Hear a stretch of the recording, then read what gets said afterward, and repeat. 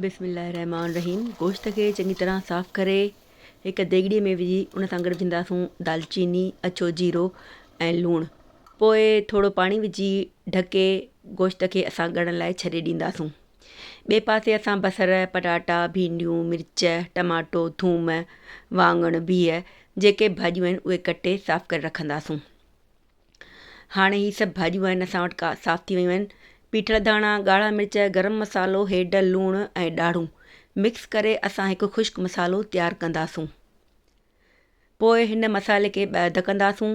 हिकु अधु असां मसाले जो विझंदासूं भिंडियुनि खे चीरो लॻाए उन्हनि में, ऐं जेको असां वाङणु कटियो आहे ऐं सावा मिर्च कटिया आहिनि उन्हनि खे बि चीरो लॻाए इहो मसालो भरींदासूं।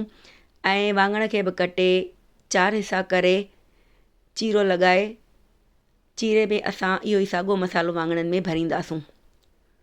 पोइ जेको बचियल ख़ुश्क मसालो आहे उहो असां जेको गोश्त असांजो बॉइल थी चुको आहे उनखे तेल विझी तरींदासूं। जॾहिं गोश्त तरिजी वञे पोइ बाक़ी बचियल मसालो थूम सां गॾु, कटियल थूम सां गॾु असां उन गोश्त में शामिलु कंदासूं। थोरो मसालो वरी बि बचाए रखंदासूं। पोइ चङी तरह मसालो, थूम ऐं गोश्त खे असां मिलाईंदासूं। पोइ गोश्त तरियल असां कढी हिकु पासे रखंदासूं ऐं बाक़ी मसाले वारे तेल में असां जेके भाॼियूं कटियूं आहिनि, बिह, पटाटा, बसर, टमाटा, इहे सभु विझी मिक्स कंदासूं ऐं आख़िर में थोरो लूणु, मिर्च ऐं हेड विझंदासूं।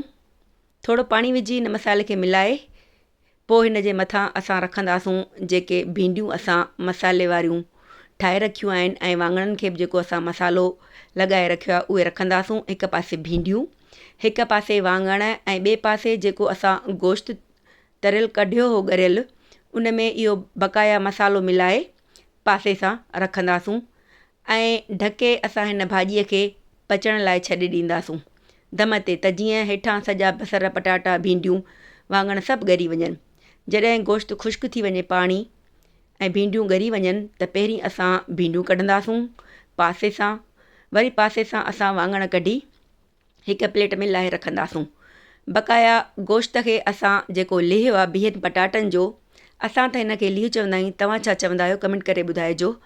गोश्त खे मिलाए प्लेट में लाहे रखंदासूं। तयारु आहे असांजो सयल मज़ेदार भाॼियुनि सां गोश्त।